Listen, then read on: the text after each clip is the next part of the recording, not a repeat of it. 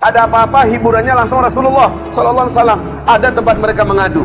Tapi yang saudara-saudaraku adalah nanti mereka muncul di akhir zaman. Mereka berpegang erat dengan ajaranku, mereka mengamalkannya, mereka mendakwahkannya, mereka memperjuangkannya. Berat ujian mereka, tapi mereka sabar dan istiqomah pada saat itu. Yang dimaksud Nabi adalah zaman kita ini. Kalau dulu ada sahabat Nabi bersama mereka, apa-apa mereka melihat Nabi, apa-apa mereka bertanya pada Nabi, apa-apa mereka langsung curhat pada Nabi. Dan sekarang kita mau curhat kepada siapa? Kita merasakan, ya Allah, beratnya menjadi seorang muslim yang benar pada hari ini, menjadi seorang muslim yang kafah pada hari ini. Ujian berlapis-lapis, beban yang dipikulkan kepada kita teramat sangat berat. Makanya tidak salah kalau seandainya Nabi mengatakan, orang yang beriman pada masa itu, dalam amal soleh mereka akan Allah berikan pahala khamsina rajulan minkum. Orang yang beriman pada masa itu, yang mereka beramal, nilai amalnya ini dinilai oleh Allah 50 kali lipat pahalanya para sahabat. Pas era mereka bertanya, memastikan setelah dengar mereka, ya Rasulullah, khamsina rajulan minna am minhum. Wahai Rasulullah, 50 kali lipat pahala mereka sama mereka pada masa itu, atau 50 kali lipat pahala kami saat ini? Rasul menjawab, bal minkum, pahala kalian hari ini, pahala para sahabat. Amalan yang kita lakukan hari ini, amalan yang sama dilakukan oleh para sahabat. Nilai yang beramal pada hari ini 50 kali lipat nilai pahala para sahabat. Allahu Akbar. Walaupun iman kita tidak akan mampu sedikit pun mengimbangi imannya para sahabat, tapi nilai pahalanya itu loh. Kenapa demikian? Berat beramal di zaman ini. Berat beramal di zaman ini. Setiap gerak kita. Nah, ini fase keempat. Kita tahu di Islam ini ada 5 kata Nabi. Fase pertama, fase kenabian. Dan ini berakhir dengan wafatnya Nabiullah Muhammad SAW. Fase kedua, fase Khulafaur Rasyidin. Fase para sahabat yang memimpin dengan sistem kenabian. Ini telah berakhir. Kemudian fase ketiga, Muawiyah bin Abi Sufyan yang berpusat di Damaskus, memegang tampuk kekuasaan dengan sistem kerajaan. Dan fase ini juga telah berakhir dengan runtuhnya khilafah Islamiyah Al-Utsmaniyah di Turki pada tanggal 3 bulan Maret tahun 1924, lebih kurang 95 tahun yang lalu. Fase ketiga sudah berakhir. Kita di fase keempat, di mana Islam sedang tidak memimpin di mana-mana. Islam sedang tidak memimpin dunia. Justru Islam pada masa ini, kata Rasulullah, mulkan jabarian, kaum muslimin pada masa itu ada di bawah kepemimpinan yang diktator. Ciri khas kepemimpinannya adalah jahat pada Islam, zalim pada kaum muslimin. Ini fase keempat. Makin bergerak waktu pada masa fase keempat ini, makin berat yang dihadapi oleh orang-orang muslim yang beriman. Orang yang beriman yang soleh-soleh dan taat makin berat ujiannya. Tapi siapa yang sabar, siapa istiqomah pada masa itu, kata Rasulullah, mereka berhak mendapatkan pahala 50 kali lipat pahalanya para sahabat. Banggalah saudaraku, bahagialah saudaraku, asal sabar saja. Jangan nyerah, jangan menyerah, jangan bendera putih dikibarkan, jangan futur, jangan tersungkur. Kalau sempat kita kena tampar umpamanya, tergeletak, kita jatuh, bangkit lagi. Kata Rasulullah, pada masa itu mereka diselimuti oleh fitnah Duhaimah. Fitnah Duhaimah ini, kata Rasulullah, tidak ada satupun orang beriman yang hidup pada masa itu melainkan terkena oleh tamparan fitnah Duhaimah. Ma wada'a hadhil ummah illa latamathu latmah. Tidak ada satupun umatku yang beriman pada masa itu melainkan akan ditampar oleh fitnah Duhaimah ini dengan tamparan yang keras. Tidak ada satupun yang tidak kena semuanya. Asal dia orang yang beriman, ya, orang yang beriman, orang yang soleh, orang yang taat, dia akan kena tamparan ini. Di antara mereka ada yang imannya tanggung-tanggung, maka dia kena tampar, gak bangkit-bangkit lagi. Dia langsung tiarap, atau dia malah bergabung dengan pihak yang menamparnya. Ada yang kena tampar, kemudian dia langsung memohon-mohon menghilangkan jati dirinya, dan langsung tanpa malu-malu dia berada di barisan orang yang menamparnya. Ada yang kena tampar, mati, maka dia syahid. Ada yang kena tampar, puyang-puyang, jatuh, dia bangkit kembali dan dia tantang, dia hadapi. Ini macam-macam orang-orang yang kena tamparan itu. Ma wada'a hadhil ummah illa latamathu latmah.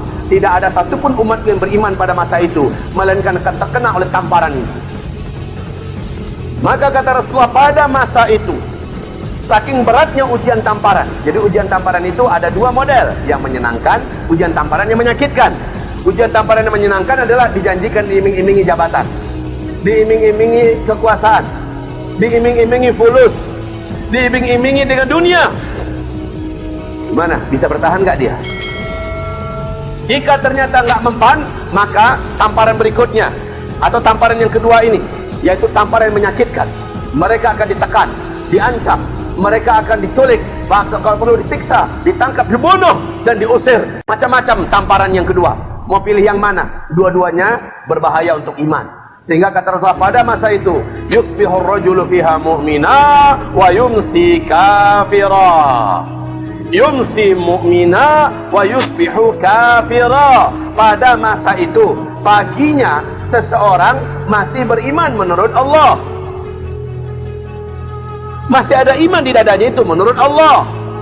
Tapi tiba-tiba siang datang ujian fitnah, duhai mak menamparnya. Apakah berbentuk ujian?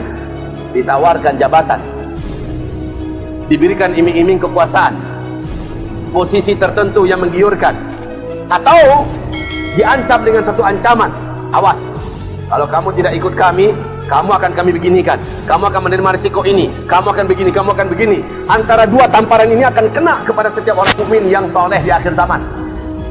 Maka ada orang yang tak lulus kena tamparan ini. Maka kata Rasulullah, karena dia tak lulus, demi dunia, demi menyelamatkan nama baiknya, atau demi menyelamatkan jabatannya, harapkan jabatan yang akan diberikan kepadanya, dia pun melepaskan buhul-buhul keyakinan, akidah, prinsip-prinsip agamanya. Dan sorenya yumsi kafirah, di sore harinya dia telah kafir menurut Allah. Kafir menurut Allah, walaupun menurut dia masih muslim, menurut orang-orang sekitarnya dia masih muslim, tapi menurut Allah dia sudah kafir. Ada orang lain yumsi mu'mina wa yusbihu kafira, sorenya menurut Allah dia masih beriman, tapi malamnya datang rayuan, datang tamparan, atau datang ancaman, tekanan, intimidasi, dan dia tak kuat, dia tak lulus. Besok paginya yusbihu kafira, besok paginya menurut Allah dia sudah menjadi kafir. Pada masa itu kata Rasulullah, umatku begitu cepat berubah, dan di saat itu umat ini terbelah kepada fusqatain, dua kelompok besar. Fusqatu imanin la nifaqa fih. Kelompok yang pertama, kelompok yang berisi penuh dengan iman. Makin lama makin banyak ujian, makin kental imannya, makin cemerlang imannya, makin gemilang imannya, makin teruji imannya, makin bercahaya imannya. Mukmin haqqan. Inilah dia sosok yang dikatakan Rasul dapat 50 kali lipat pahalanya para sahabat. Aku rindu dengan saudaraku yang ini nih, yang mukmin haqqan ini. Oh, yang lain pada masa itu kata Rasulullah SAW, masih sambungan hadis tadi, fusqatun nifaq la imana fi, kelompok kemunafikan yang tidak ada lagi tersisa iman pada mereka. Di dada mereka sudah tidak ada iman. Makin lama bergerak berjalannya waktu, makin parah munafiknya, makin jadi munafiknya. Antara mukmin haqqan atau munafik haqqan, la imana fi, tidak ada iman pada mereka. Tidak ada lagi kelompok yang lain. Di akhir zaman hanya dua kelompok ini saja yang terwujud dari umat Nabi Muhammad, mukmin haqqan atau munafik haqqan. Yang munafik haqqan siapa?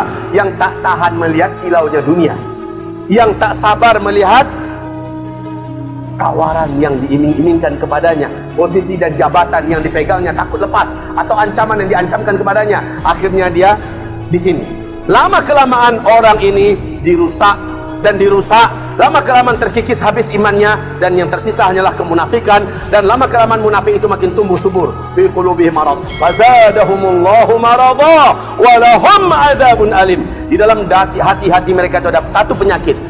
Karena mereka tak obati, mereka tidak cepat obat, mereka tidak cepat hijrah, mereka tidak cepat total memperbaiki diri, bertambah-tambahlah penyakit itu. Fazadahumullahu marada wa lahum adzabun alim bima kanu yakdzibun. Untuk mereka azab yang teramat sangat pedih di dunia dan di akhirat, karena mereka di dunia telah dusta kepada Allah. Diuji sikit tak lulus. Ahasiban nasu ayutraku ayyaqulu amanna wa hum la yuftanun. Banyak orang-orang yang mengaku-ngaku kami ini beriman, kami beriman, kami beriman, bang kami beriman. Kami uji dia, ketahuan ternyata mereka dusta, nggak lulus ujian. Nah, umat Nabi di akhir zaman tak akan pernah keluar daripada dua kelompok ini.